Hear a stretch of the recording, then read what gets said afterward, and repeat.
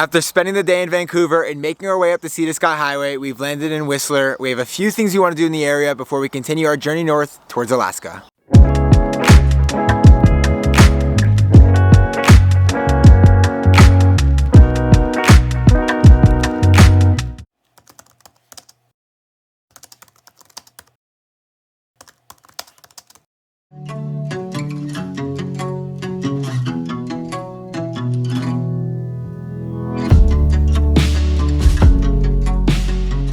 Our first stop of the morning is very unique. It's a 2.3 kilometer hike to get where we're going, and we'll talk a little bit more about it when we get there.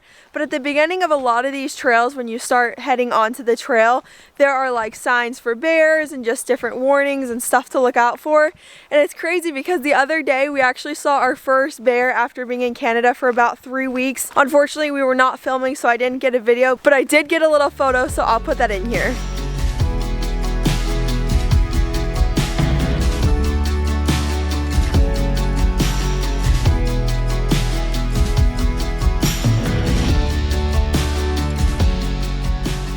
Where we are headed to is an old train wreck, and in order to get there you need to go across this suspension bridge.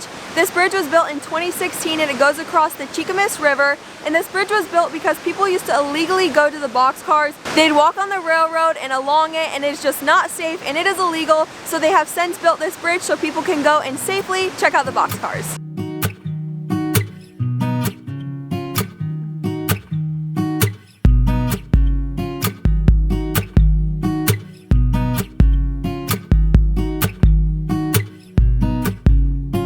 According to the Whistler Museum, in 1956, a Freightliner was coming into an area that was under repair way too fast, causing the train to crash, and then a local logging company was hired to use its logging machines to remove the boxcars from the track. They dragged them up the track and then rolled them into the forest, and 65 years later, the forest continues to thrive around these boxcars.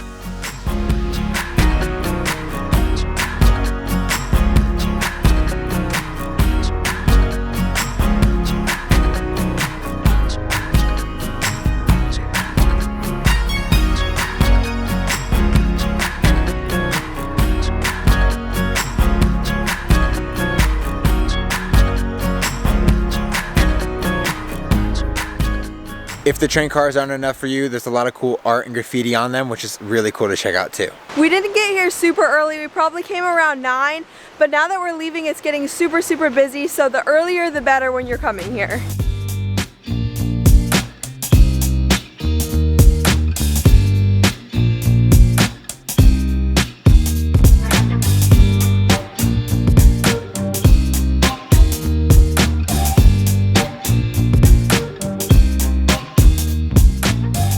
Our next stop is in downtown Whistler. Whistler is known for its outdoor recreation, from skiing and snowboarding in the winter to hiking and mountain biking in the summer. And also in 2010, the Winter Olympics were held here.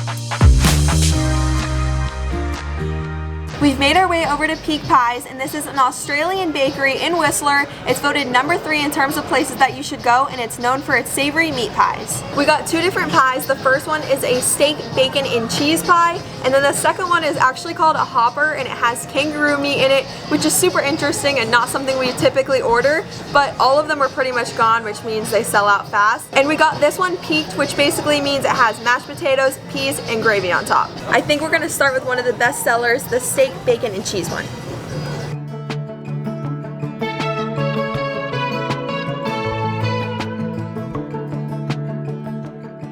Just cutting into it, it already smells so good. I can't wait another second. Let's try. I don't think I've ever actually had a meat pie before, so I don't have anything to compare it to, but it is basically like a pie crust, and then the inside is just so delicious and so savory. I can see why this is one of their best sellers, but they all looked really good, and if we could, we would try all of them. The steak, bacon, and cheese meat pie was really good. It was like a stew inside of a pie. I've had a chicken pot pie a couple times growing up, but that blew any pie, meat pie I've had growing up out of the water.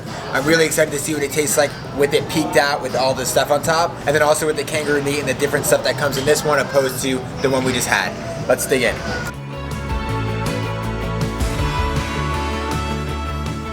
Cut a decent sized piece here. I'm gonna try to throw some peas on there, and this is gonna be a mess. So honestly, the ground kangaroo kind of just tastes like ground beef, but really lean. So I think it tastes like a 99.1 ground turkey, but in beef texture. And then the actual interior stuff that's in here tastes a lot different than the steak, bacon, and cheese one because of course it's not that. So the peas on top, you got a sweet little addition, and then you have the mashed potatoes as well. Tastes like a nice Thanksgiving slash not so Thanksgiving chicken pot pie. It's really good and I really like it. It's just really hard to explain because there's a lot of flavors going on at once. Honestly, I like it really mixed up, so we're just gonna mix it all together and then we're gonna enjoy it. Well, the first pie, in my opinion, was 10 out of 10. The second one, I wasn't a huge fan of. The kangaroo kind of threw me off. The texture was really interesting.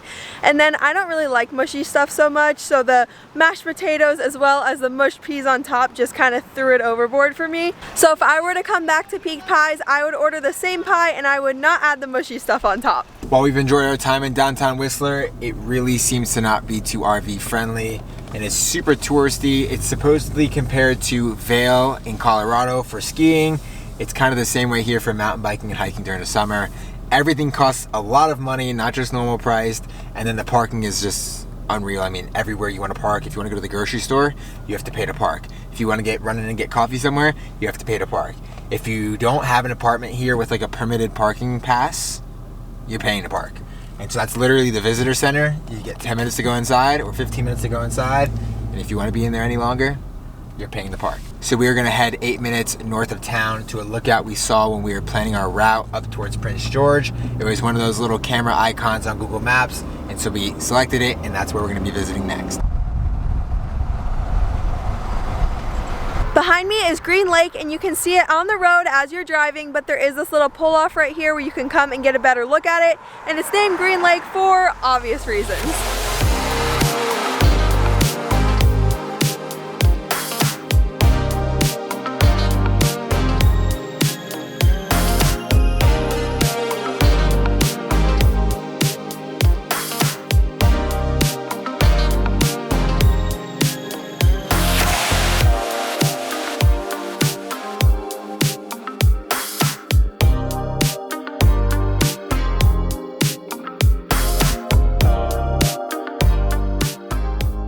We drove around 25 minutes north from Whistler to Nairn Falls Provincial Park. This park features a short hike to a beautiful waterfall. It's around 2.5 kilometers and it's just a nice stroll from the parking lot.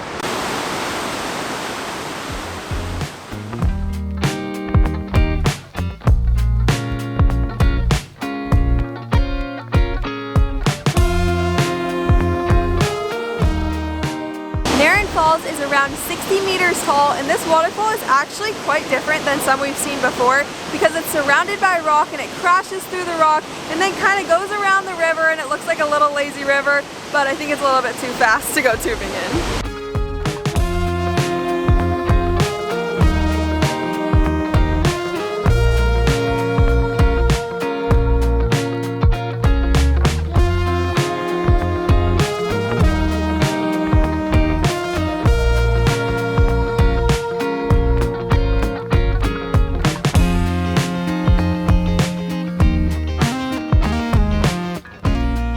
We found a nice spot to stay surrounded by mountains. It's really beautiful, and we were kind of surprised when we pulled up that there's nobody else here, but it is still early, so maybe as the night goes on more people will come and join us.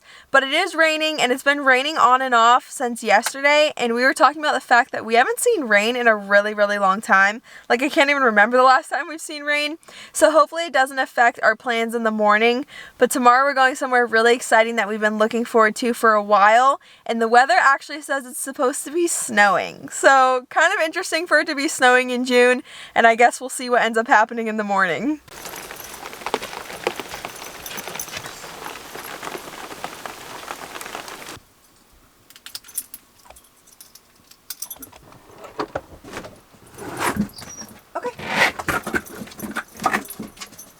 is currently 9 p.m. and the sun sets here around 9:30, so we typically like to take our dogs out on a walk before it gets too dark, because once it's dark, we're all staying inside, staying away from the animals. And yeah, so we're gonna walk and then we're gonna go to sleep.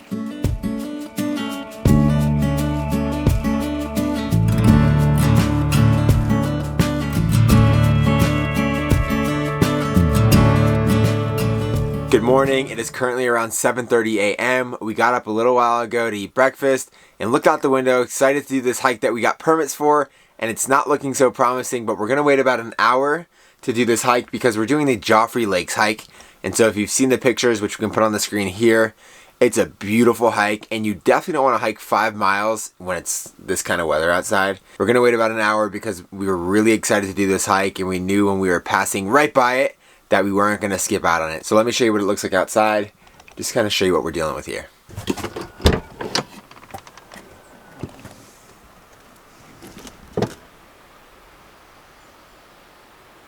Not only will this fog make the hike a little bit more difficult, but it also is raining for the rest of the day. And so the hike is rated as a hard, and I'm not sure how slippery or not slippery it would be with all the extra rain and moisture on the trail, but we're gonna wait it out and hopefully this all clears up. It's been about an hour and a half and the fog's lightened up, but the rain has started, so supposedly at the trailhead it should be snowing. We're gonna head up there and attempt it. We're at least gonna go to the first lake, and we're gonna play it by ear on the second and third lake, but we want to get at least to the trailhead to get a better idea to see if it's actually snowing, is it foggy, or where that is. It's only 3 minutes away, so I can't really understand the difference.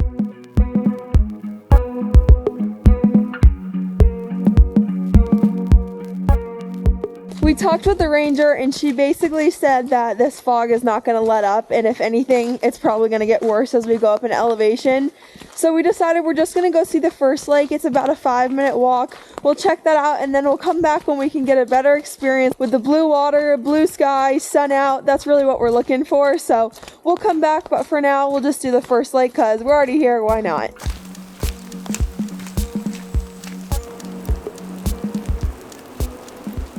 To our pleasant surprise, the lake looks unreal. Check this out.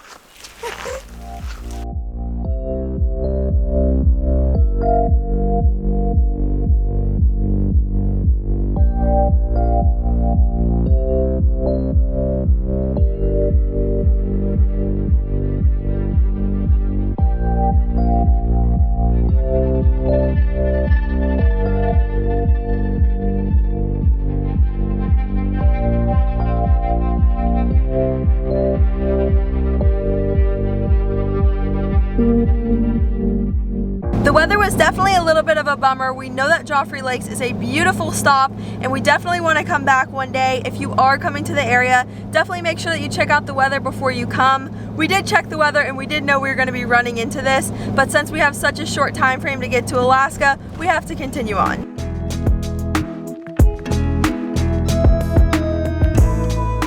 Our next stop here is Seton Lake Lookout, and from the pullout where you park, it doesn't look like much. You can actually see the lake, but hardly. But if you cross the street, there's actually a loop trail that takes you to a higher elevation to where you can see the lake and then the looping road at the same time. And we're excited to see this lake. We're hoping it's blue because we're still bummed out about the lake earlier. Another thing to note if you're coming here is that you are in bear country. There's a sign that says grizzly bear country and so on and so forth. Be bear aware. And the first thing we saw when we got on the trail was bear scat. So we are keeping our eyes open here.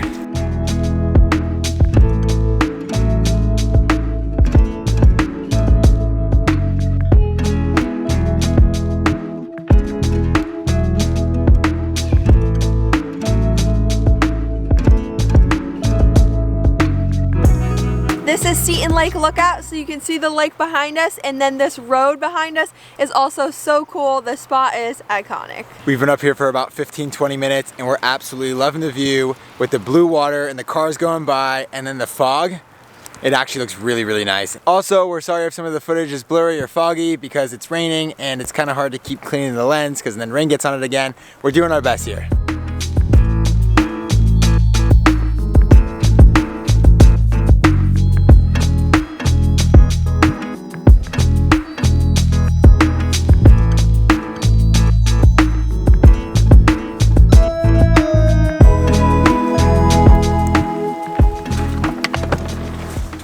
Now we're on the road. We were standing up there, looking down on the road.